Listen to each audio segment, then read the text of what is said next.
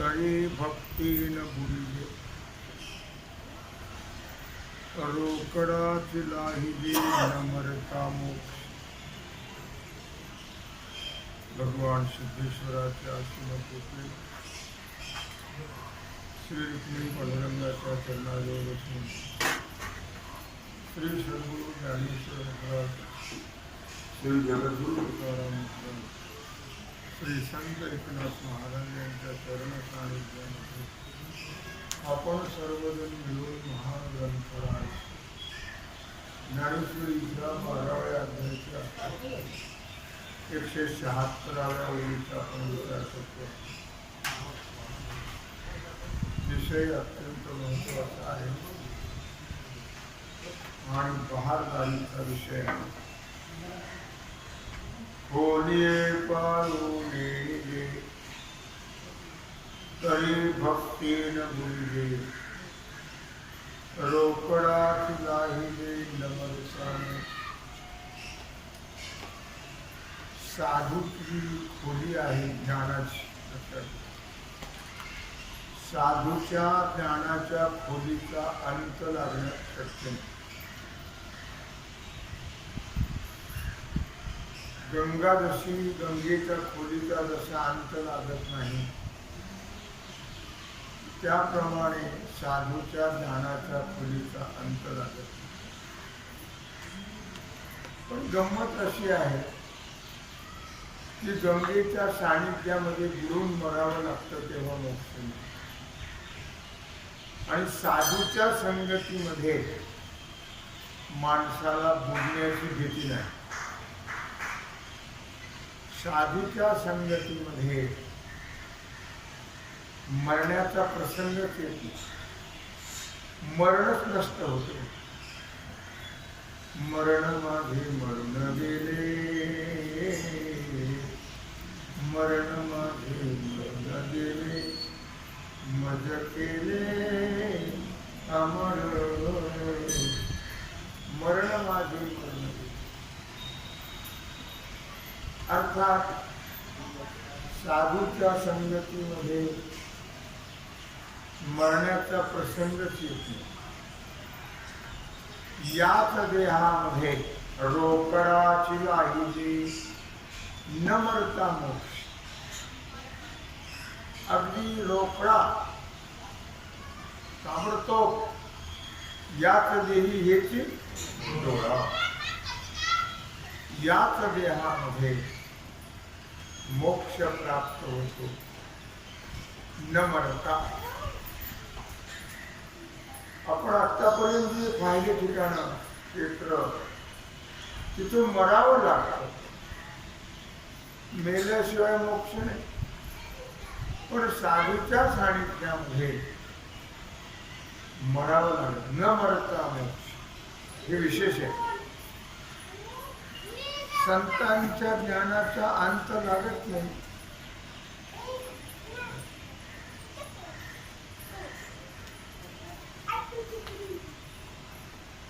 संतांच्या ज्ञानाचा अंत लागत नाही.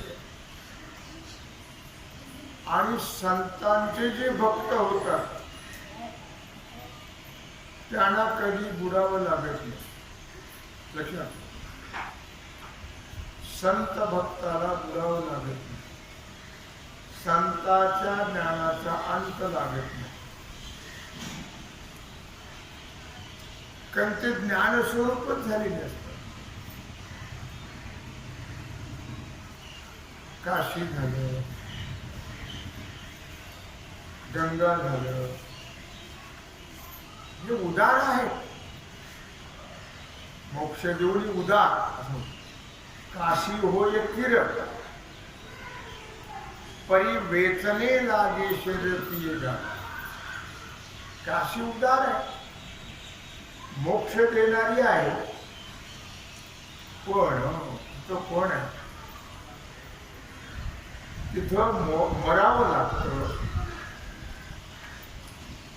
गंगेमध्ये सुद्धा मोक्ष मिळतो नाही असं, पण तिथंही बुडून मरावं लागतं. काय म्हटलं काय? शुचिगंगा होयस आणि पापतापही जाय, परी तेथ आहे बुडणे एक. गंगा ही पवित्र करते, पापताप जाते, मोक्ष देते, पण तेथे बुडणे आहे. गंगेमध्ये बुडून मेला तर, कधी गेला तर उडी मारायची, बुडून मरून जाईल, म्हणजे मोक्ष मिळेल. मोक्ष पाहिजे मग बुडून मरावं लागेल. तसं संतांच्या सानिध्यात नाही लक्षात.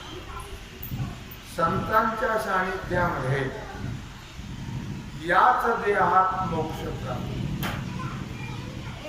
याबद्दल भगवान उद्धवाला सांगतात. नाथ भागवताच्या 12व्या अध्यायामध्ये हा विषय आला. 12व्या अध्यायात 1 ते 7 श्लोकामध्ये सांगितलेला आहे. तर मी थोडक्यात विचार सांगतो. त्या 5-7 श्लोकाचा अर्थ असा आहे थोडक्यात, की चित्तवृत्ती निरोधपूर्वक केलेला योग. योगाचं एवढंच महत्व आहे, चित्तवृत्ती निरोधका. योग आणि चित्तवृत्तीचा निरोध करता येतो, एवढाच महत्वाचा भाग. अर्थातच मला वश करू शकत नाही भगवान. योगी मला वश करू शकत नाही. योगाच्या सामर्थ्याने केलं तर चांगलं नाही केलं. हो, चित्तवृत्तीचा निरोध होऊ शकेल, पण भगवान म्हणतात मला ते वश करू शकत नाही. तत्वात तत्व विवेक. त्याचप्रमाणे अनुष्ठानपूर्वक आचरलेला श्रुती स्मृती प्रणित धर्म म्हणजे श्रुती स्मृतीनं सांगितलेला धर्म. नित्य वेदाचं अध्ययन, शरीराला मनाला श्रम देऊन केलेले अनुष्ठान, कर्माचा केलेला त्याग, अग्निहोत्रादी केलेले कर्म, अर्थात वैदिक आचार किंवा दान यापैकी कोणतंही साधन मला वश करू शकत नाही. बरोबर.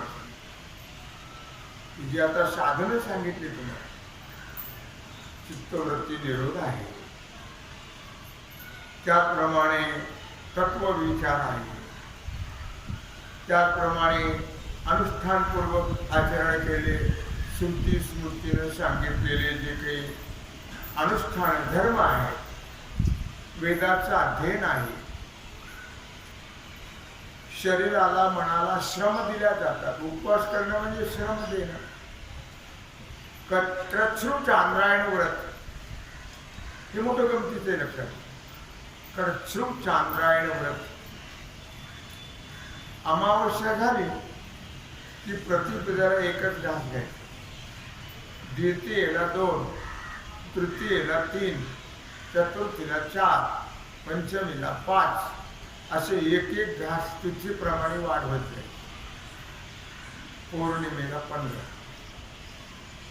पुन्हा प्रतिपदेला 14, द्वितीयेला 13, तृतीयेला 12 असे कमी कमी ठेवले आणि पुन्हा अमावस्याला 1. याला म्हणतात क्रत्सुचांद्रायण व्रत. ते घास सुद्धा आपण नेहमी घेतो त्याप्रमाणे, तेवढा नाही. तेव्हा ते व्रत सुद्धा मला वश करू शकत भगवान. तुम्ही किती व्रत करा. सर्व व्रतांचा राजा एकादशी पै माझा. एकादशी व्रत केलं की सगळ्या व्रताचं फल मिळतं.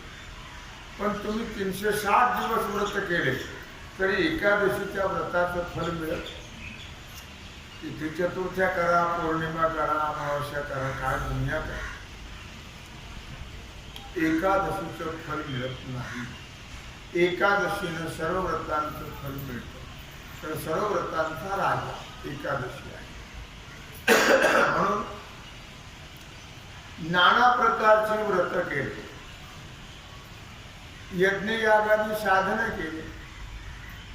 यागविधीयेने नोहे सिद्धी, वायाची उपाधी दंभ धरून. योग केले, यज्ञ यागादी कर्म केले, खूप मंत्र पठण केले, चारीधाम तीर्थयात्रा केल्या 10 वेळेस. भगवान म्हणतात नाही काही मला उपयोग नाही करते. तुम्ही किती वेळ चारीधाम जा, मी त्याने वश होत. तर तुम्ही त्या व्रताने कुठं करता तीर्थयात्रा? तीर्थयात्रेला गेल्यानंतर चित्त कुठं पाहिजे? भगवंताच्या ठिकाणी. मुखात काय पाहिजे? नाम. तुम्ही तीर्थयात्रेला गेल्यावर देवाचं नाव घेता का घरातलं सांगता? एकमेकीला खरं बोलायचं. घरातलीच कहाणी दिवसभर चालतेच चाललं. देवाचं नाव तोंडात नाही, देवापाशी आपली वृत्ती. म्हणून तीर्थव्रत नेम भावी विनशिद्धी, वायाची उपाधी दंभ. तीर्थाशी जाऊन सांग काय केले, चर्म प्रक्षाळीले वरीवरी. म्हणून त्रिवेणी संगमी नाना तीर्थे भ्रमी, चित्त नाही नामी तरी ते. म्हणून जरी तुम्ही नाना प्रकारचे यज्ञ याग केले, नाना प्रकारचे तीर्थयात्रा केल्या, मंत्राचं पठण केलं, किंबहुना यम नियमाचंही पालन केलं. यम नियम, यम आहेत 11, नियम आहेत 12. त्या यम नियमाचंही पालन केलं. कळलं का? यम म्हणजे यम येत होतो नाही. यम नियम हे योगाची साधना आहे. लक्षात ठेवा. यम नियम मी नेहमी सांगत असतो. यम नियम काय? अर्थातच यम 12 आहे आणि नियम 11 आहे. मला सांगण्यात माहिती ते 12 नियम. यम कोणते? सूर्यपुत्र यम नव्हे. अहिंसा, सत्य, अस्तेय, असंग, अढी, असंचय, अस्तिक्य, ब्रह्मचर्य, मौनम, स्थैर्य, क्षमा आणि अभय. 12 आहेत यम. अहिंसा, कोण्याही जीवाचा न घडो मत्स्य. कोणालाही आपल्यापासून त्रास होऊ नये त्याला काय म्हणतात? अहिंसा. सत्य, सत्य बोले मुखे, दुःखवी अनेकांच्या दुःखे, हेच विष्णूची महापूजा. आन भाव नाही तुझा. सत्य, प्राण गेला तरी खोटं बोलायचं. धर्मराज कधीच खोटं बोलले, फक्त अर्ध सत्य एकदा बोलले. त्याच्यामुळे अंगोष्ठ त्या कर्माला साथी गेला. का अर्ध सत्य एकदा बोलले तर अंगठ्यावरून पडलं. आपण आयुष्यभर खोटं बोलतो. काय होत असेल देव नाही. म्हणून सत्य, सत्य म्हणजे परमात्मा आहे. सत्य हे भगवंताचं स्वरूप आहे. आपण रोज म्हणतो. अस्तेय, मनानेही दुसऱ्याच्या वस्तूचा, दुसऱ्याच्या पैशाचा मनाने सुद्धा कधी त्याचं अपहरण करायचं. म्हणजे याचा अर्थ मन सुद्धा तिकडे जाऊ द्यायचं नाही. त्याला म्हणतात अस्तेय. असंग, कुठेही आसक्ती न राहणं, संग रहित राहणं. तर संगती संग दोषा, संग नेहमी दोष निर्माण करतात. की संघामध्ये मनुष्य, तुम्ही कोणाच्याही संगतीत राहा, मनुष्य गुण पाहतच नाही, दोषच पाहत. निराळ संगतीत राहिल्यावर तरी दोष पाहून येते. म्हणून तुला गुणदोषही आती न विचार काही, ठाव दिला पाहिजे आपुल्या. म्हणून संत संगती न घडावा, न घडावा असण्याचे प्रमाण. संत संगती करू नये.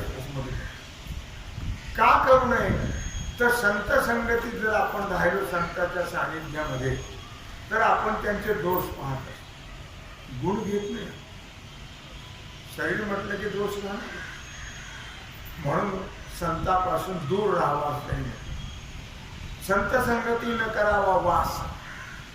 संत संगती करू नये, त्यांच्याजवळ राहू नये. एखादा गुणदोष येईल अंग. म्हणजे एखादा दोष जर आपल्या ठिकाणी हाताणार केला जावं लागेल तर संगतीत राहून काय फायदा. म्हणून संगतीत राहू नये, दूर राहा. जवळ राहिले की दोष पाहतो, नसलेले दोष लावतो जवळ राहिला. म्हणून साधूच्या संगतीत राहू नये. त्यांच्याकडे पाहू सुद्धा नाही. त्यांच्याकडे पाहिलं डोळे झाकून घेऊन दुसरीकडे बघा. साधूकडे पाहू सुद्धा नाही. पाहिलं तरी दोष निर्माण. म्हणून संत संगती न करावा वास. एखादा गुणदोष येईल. असंग राहा, कोठेही आसक्ती नसावी. अढी म्हणजे अकार्याविषयी लज्जा, वाईट कार्याबद्दल लाज वाटावी, त्याला री म्हणतात. असंचय, कशाचाही संग्रह करू नये. रेशनिकचे तांदूळ असो, गहू असो, रॉकेल असो, संग्रह करू. आता ते काही संग्रहाचं कारण नाही. 100 रुपये लिटर रॉकेल म्हणजे बोलायचं काम नाही. तर ठेव डबडे भरून, ठेव डबडे भरून, ठेव डबडे भरून अशी बोलणारा हे सांगत जाऊन त्या.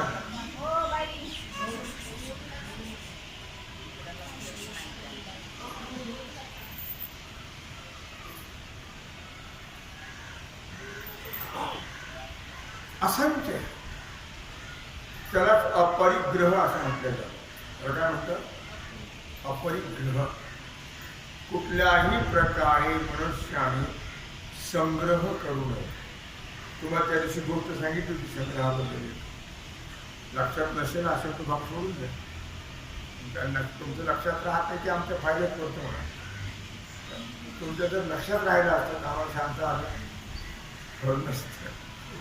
तेव्हा असंख्य कुठल्याही गोष्टीचा संग्रह करू नये. तुम्ही पाहिलं कधी पशु पक्ष्यांनी उद्याची चिंता केली? पशुनी नाही, पक्ष्यांनी नाही.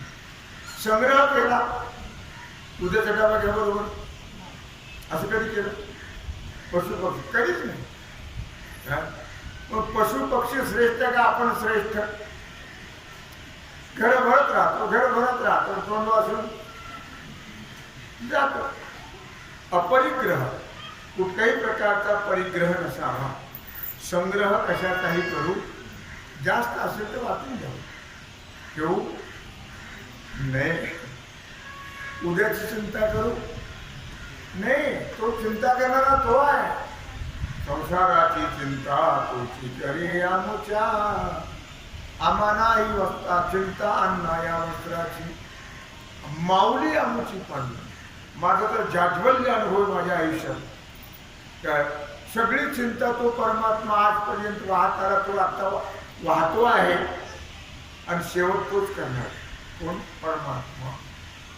त्याचा जाज्वल्य अनुभव मला आहे. तेव्हा ब्रह्मचर्य व्रतस्थ राहा, तर ब्रह्मचर्य. मौन ज्ञानदेवा मौन प्रमाण अंतरी धरो श्री हरी सदानंद. बोलायचंच नाही काही. हरी बोला ना तरी अबोला. व्यर्थ गलबला करू नका. आपल्याला नामस्मरण आवडतं का बडबड करायला आवडतं? न जायची ताठा नित्य खटा तूप, मंडुकी वटवट तैसे तेरा. आपलं बेंडकुळी सारखे वटा वटा वटा देवाची नावाने भरलेली काही उपयोगाची कुठे करत बसायचं, हे आपला धंदा. मौन नामस्मरण सोडून काहीही बोलायचं.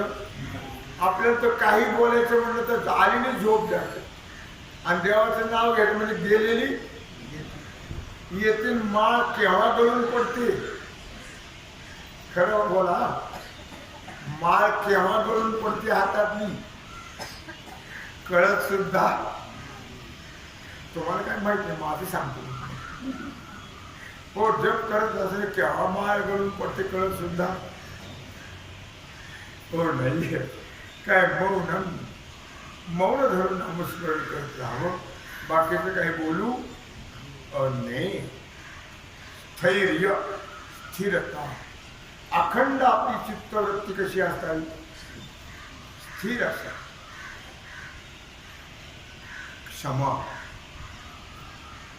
कोणी काही म्हटलं आपल्याला, नाथांच्या अंगावर किती वेळा झोपला नाथ रागवलं. तुकोबारायला किती त्रास दिला मंबाजी म्हणून, किती त्रास दिला प्रमाण नाही.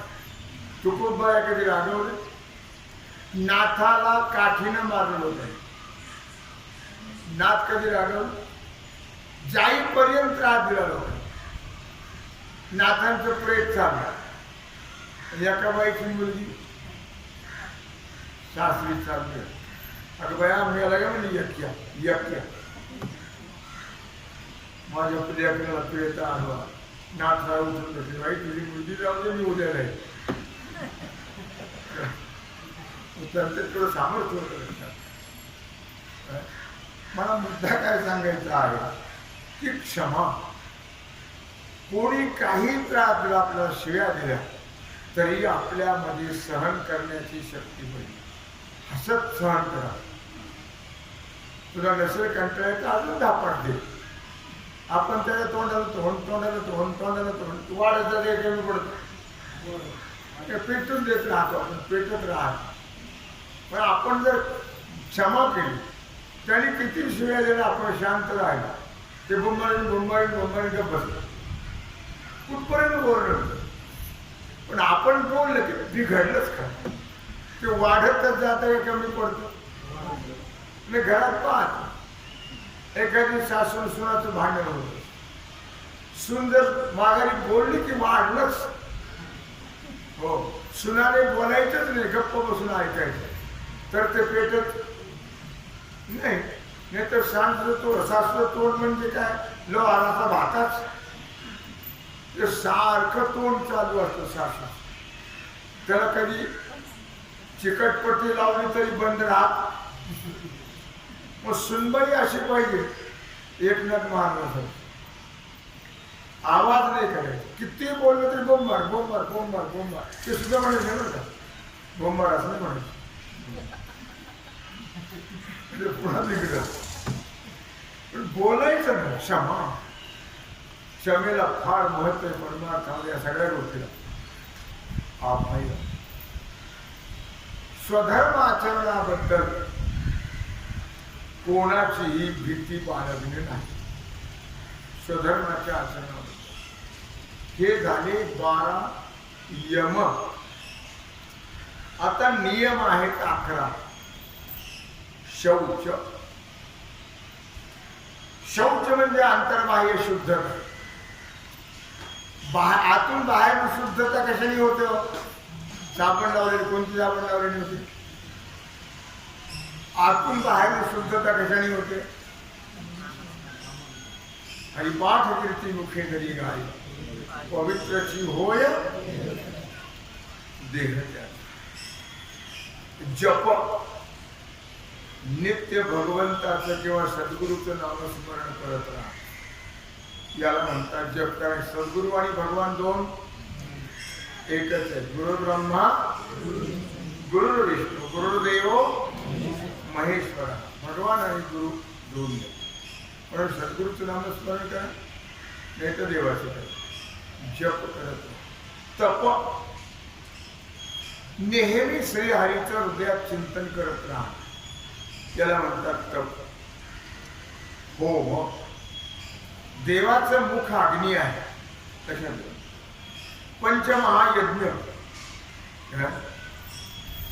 पंचमहायज्ञ करत राहणं याला म्हणतात होम. पंचमहायज्ञ माहिती कोण? पंचमहायज्ञ कोणते कोणते? जोशी महाराज सांगते पंचमहायज्ञ कोणते असतात.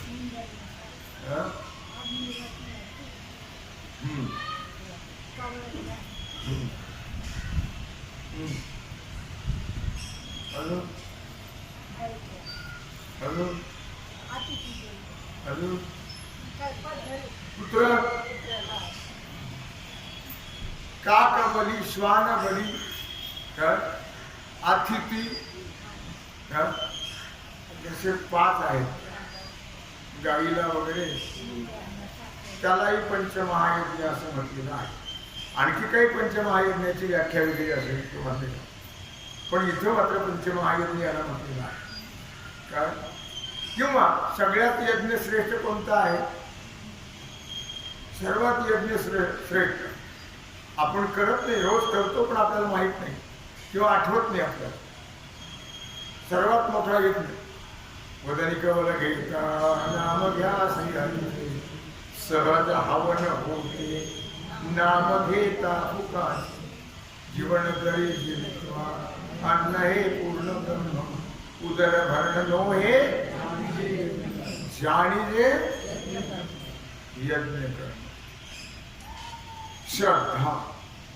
सद्गुरू आणि भगवंत यांच्या ठिकाणी किंवा नामाच्या ठिकाणी आवड असणं आणि नित्य भगवंताचं भावनेनं स्मरण करत सत्शास्त्र आणि सद्गुरूवर नितांत विश्वास असतो. याचं नाव आहे श्रद्धा. श्रद्धा, भावना, विश्वास एका अर्थी शब्द आहे. आतिथ्य. आतिथ्य कोण? आपल्या घरी कोणी एखादा जावई आला, भाऊ आला, वडील आले, नातेवाईक आले, म्हणजे त्यांचा सत्कार करणं याला आतिथ्य म्हणत नाही. जे दिन दुबळे गरीब आहेत, ज्यांना अन्न मिळत नाही, गोर गरीब आहेत, त्यांना अन्नदान करणं, वस्त्रदान करणं, वित्तदान करणं याला काय म्हणतात? आतिथ्य. अनागत आलेला त्याचा सत्कार करणं याला म्हणतात आतिथ्य. मग आपल्या दारात जर पाहुणे आले, आपले नातेवाईक, ते अतिथी नाही आपले, त्यांना अतिथी म्हणायचं नाही. लक्षात ठेवा. आतिथ्य म्हणजे जे गोरगरीब आहेत, अचानक आलेले आहेत, गरीब आहेत, त्यांना अन्न मिळत नाही, वस्त्र मिळत नाही, औषध मिळत नाही, अशांना सहकार्य करत राहणं याला म्हणतात आतिथ्य. तीर्थाटन. आता तीर्थाटन कशाला म्हणतात? नाम घेता वाट चाली, नाम घेता वाट चाली, यज्ञ पाऊला पाऊले, नाम घेता वाट चाली. पदोपदी पावलो पावली देवाचं नामस्मरण करणं आणि निष्काम भावनेनं नामस्मरण करत आणि वृत्ती भगवंताच्या ठिकाणी ठेवत तीर्थयात्रा.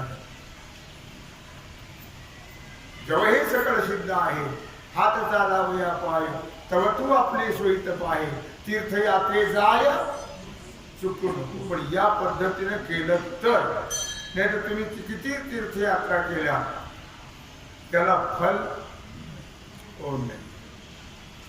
परोपकार कोणत्याही दृष्टीनं परतफेड करू शकणार नाही अशाला देणं त्याला म्हणतात परोपकार. शेजाऱ्याला भाजी दिली की त्याचं आपण काय करतो, अपेक्षा करतो त्यांच्या भाजी नाही, त्याला म्हणत नाही परोपकार. आपण ज्याला दिलं तो पुन्हा कुठल्याही प्रकारे परतफेड करणार नसावा त्याला म्हणतात परोपकार. संतुष्टता, संतुष्टता म्हणजे प्रारब्धाने जे मिळालं त्याच्यामध्ये समाधान मानणं. शेजारचा पाहून हा हा हा असं नाही करत. शेजारचे काही करणं काय करतात, आपलं आपल्या प्रारब्धाने जे प्राप्त होत आहे त्यात संतुष्ट राहणं, समाधान मानणं. ते दुसऱ्याने सोन्याची सरी घातली तर आपण दोरी घेऊन भाजी घ्यायची नाहीये. लक्षात ठेविले अनंते तैसेची राह, चित्ती असो द्यावे समाधान. याला काय म्हणतात, संतुष्टता. सद्गुरु सेवा तनाने मनाने धन 13व्या अध्यायामध्ये आणि 5व्या प्रकरणात विचार सांगण्यात सद्गुरु सेवा सांगितलेली आहे. कशी सद्गुरूची सेवा करावी 13व्या अध्यायाचा पुढे येतोच, आपल्याला वाटचाल करतोय. 12वा अध्याय खूपच सुंदर संपत आला तो, आणि आता 13व्या अध्यायात आपण पदार्पण करणार आहोत. त्याच्यामध्ये आचार्य उपासने सांगितलेली आहे. सद्गुरु सेवा कशी करावी तेही सांगितलेलं आहे. आणि विचारसागराच्या 5व्या प्रकरणामध्ये सद्गुरूची सेवा सांगितलेली आहे. अर्थातच मला मुद्दा काय सांगायचा आहे लक्षात ठेवा की गुरु सेवा तनमन धन आणि सद्गुरूची सेवा करत राहा. आणि 11वा आहे नियम भगवत अर्चन. निष्काम भावनेनं एकाग्र चित्ताने मुखात अखंड चिंतन करत भावपूर्वक देवाची पूजा करणं याला म्हणतात भगवत अर्चन. असे आहेत हे 11 नियम आणि 12 यम. इथं विषय आला म्हणून मी सांगितलं, तुम्हाला लक्षात ठेवा. काय म्हटलं या ठिकाणी, किंवा अशा प्रकारे आपण यज्ञ यागाची साधना केली, मंत्रपठण केलं, तीर्थयात्रा केल्या, यम नियमही केले, तरी ते मला वश करू शकत नाही भगवान. आणखी काय काय मला वश करू शकत नाही भगवान सांगते. या सर्वापेक्षा सर्वात जगाचा नाश करणारी कोण असेल तर आसक्ती आहे. मनुष्याचा नाश कोण करतो, आसक्ती. आसक्ती ही जीवाचा नाश करते. म्हणून आसक्ती नसावी कशाचीही, आणि आसक्त राहा. पण आसक्ती फायदा नाही ना. तुम्ही किती आसक्ती धरले तर ज्याच्यामध्ये तुमची आसक्ती आहे ते तुम्ही घेऊन जाता काय बरोबर, दे भरगाव द्या घेऊन जा. पण तुम्हाला देते कोणी बरोबर ते. तुम्हाला गंमत सांगत असं नेहमी. आम्ही ग्वाल्हेरला गेलो होतो आमच्या गुरुदेवाबरोबर, मामासाहेब मंदिर. त्या ठिकाणी मामाची खूप भक्त मंडळी आहे ग्वाल्हेरला, शिंदे सरकार. आणि तिथं गेल्यानंतर मामाकडे एक पंजाबी का सिंधी होता तो आम्हाला शिक्षित होता. सांगितलं मामा माझं भारत आला जेव्हा बरं, ती खात नाही पीत नाही, प्राणी जायला ते आम्हाला तुझा त्रास पाहत नाही, ती सारखं असं कर.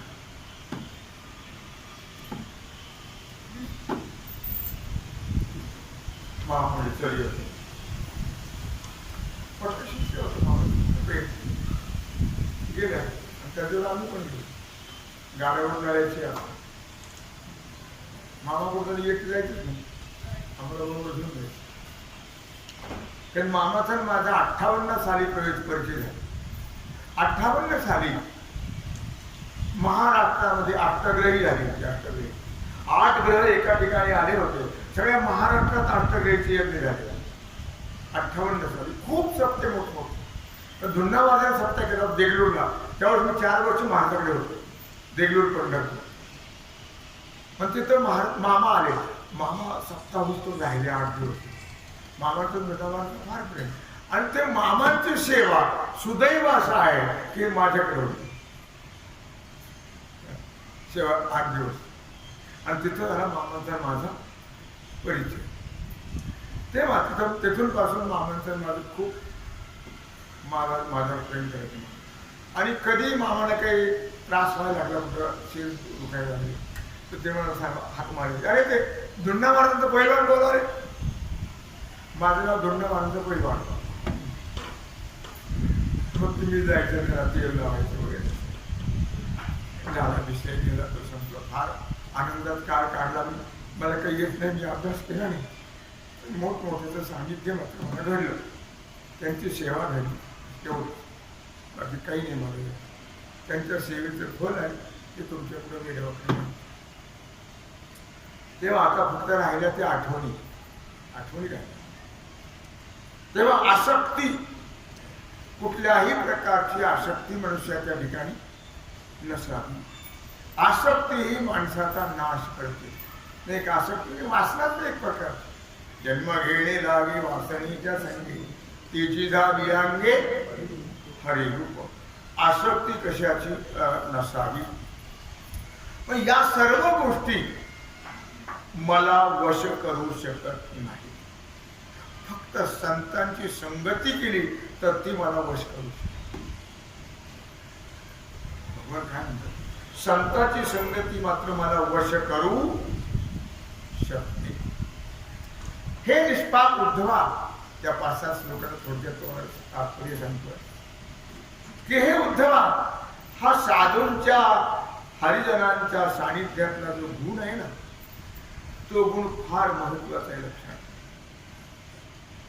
कारण साधूच्या सानिध्यामध्ये 3 गुण निवृत्त होते. साधू हा गुणातीत असतो, त्याला कुठल्याही गुणाची बाधा होत. जी द्वंद्वाधिक दुराविले कोण पुण्य त्यांचा होईन सेवक. जी द्वंद्वाधिक, जे द्वंद्व त्यांचे गेलेले आहेत त्यात गुण राहतील का? साधू हे गुणातीत असतात. आणि म्हणून साधूच्या सानिध्यामध्ये मनुष्याला गुणातीतता प्राप्त. कुठल्याही गुणात राहत नाही. कुठल्याही गुणात राहिला नाही की जन्म मरणाची बाधा होत. हे निष्पाप उद्धवा, त्या युगामध्ये माझ्या पदाला प्राप्त झालेली साधी, त्या युगामध्ये त्याची साधना करून, तर प्रत्येक युगाची साधना अवघड आहे. ते ध्यायते विष्णू त्रेतायाम येते मखई द्वापारी परिचर्यायाम कलौतक हरिकीर्तन. अवघड साधना. कृते ध्यायते विष्णू. लाख वर्षाचं आयुष्य ते कृत होईल, पण ध्यान अवघड साधना. ध्यान लागतच नाही ना. ध्यान लागतं की झोप लागते? ध्यायते विष्णू, ध्यान करणं. त्रेतायाम यजते मखई. त्रेतायुगातली साधना यज्ञ याग. अवघड कसं आहे? असत्य करणार स्वभाव आहे तर यज्ञ याग करा अवघडच आहे. द्वापार युगातली साधना आहे सेवा. आणि कलौतक हरिकीर्तन. म्हणून सगळ्या युगामध्ये कलियुगातलं आयुष्य कमी आहे, पण श्रेष्ठ युग. कलियुगा माझी करावे कीर्तन, तेने नारायण देईल भेटी. सोपं साधन. सोपे हे साधन लाभ येतो घरा, वाचशी उच्चारा राम हरी. ध्यान करायचं नाही, ध्यान करत जप करा. ध्यानाची आवश्यकता नाही, यज्ञाची आवश्यकता नाही, सेवेची आवश्यकता नाही. सेवा पण करा आणि नामस्मरण पण करत राहा. लक्षात ठेवा, कलियुगामध्ये सोपं साधन आहे भगवंताच्या नामाने मोक्ष प्राप्त. नामाविना मोक्ष नाही हा सिद्धांत आहे. नामाने अंतकरण शुद्ध होऊन ज्ञान होतं आणि ज्ञानाने मोक्ष होतं. परंपरेने मोक्ष प्राप्त होतो. लक्षात. तेव्हा मला मुद्दा काय सांगायचा आहे की अशा प्रकारे आसक्ती अनासक्त राहावं मनुष्य. नाहीतरी मी नेहमी सांगत असतो आपण काही आणलं नव्हतं आणि काही नेणार म्हणून कशाची आसक्ती राहू ते उदाहरण सांगता सांगता आहे. पण गेलो आम्ही तसं कुठून फुटलं गेली ते मामाने पाहिल्याबरोबर सांगितलं काय तिथे काही दागिने बिगिने आहेत नाही. छातीवर ठेवला होता दागिने त्याला हात लाव तिथे आणि का ओरडून सांग तुझ्या ठेवलं छातीवर. आम्ही निघून गेलो. त्याने तो डबा आणला दागिन्याचा ठेवला छातीवर हात लावला मोठ्याने ओरडलो. आता नको हात हालू तसं ठेव तुझ्या छातीवर ठेव लगेच तुला ठेव. असं आणि असं तर राहावं. काय केलं बरोबर दिले काय बरोबर नेले मग गुंतून काय उपयोग आहे. कुठेही चित्ताशी नसावे बंधन. कुठल्याही प्रकारे आपलं चित्त कुठं गुंतून राहू बंधन कुठलंही नसावं अनासक्त राहावं. हे उद्धवा साधूंच्या हरिजनाच्या ठिकाणी फार महत्वाचे गुण आहे पण ते आपल्याला घेता आले नाही. आपण गुणच घ्यावे. बाकीचं देह म्हणल्याने दोष राहतात. कोणी कमी खातं कोणी जास्त खातं काय कोणाचं काय कोणाचं स्वभाव कोणाचा साधूचा रागिक असतो कोणाचा सात्विक असतो असतात. आपण त्या स्वभावाकडे पाहायचं नाही. त्यांचे फक्त आपण गुण घ्यायचे त्यांचं फक्त आपण ज्ञान घ्यायचं लक्षात काय. म्हणून सांगितलं युद्धवा प्रत्येक युगामध्ये माझ्या पदाला प्राप्त झालेले साधू आहेत. प्रत्येक युगामध्ये माझ्या पदाला ते प्राप्त त्यांच्या त्यांच्या साधनेने प्राप्त करून घेतलेला आहे. माझ्या पदाला दैत्यापैकी बकासूर आहे प्रल्हाद आहे वगैरे वृषपर्वा आहे का बली आहे बाणासूर आहे विभीषण आहे मयासूर आहे. यांनी दैत्यापैकी यांनी माझी प्राप्ती करून घेतली.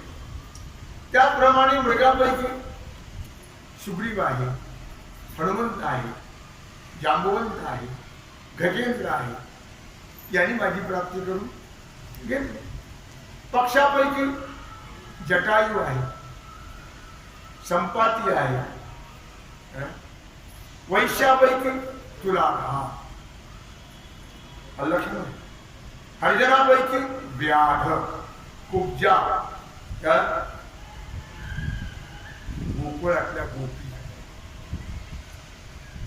यज्ञातील ब्राह्मण स्त्रिया यज्ञपत्न्या म्हणतात यज्ञपत्नी त्याप्रमाणे हजारो इतर संत संगतीने उद्धरून गेले.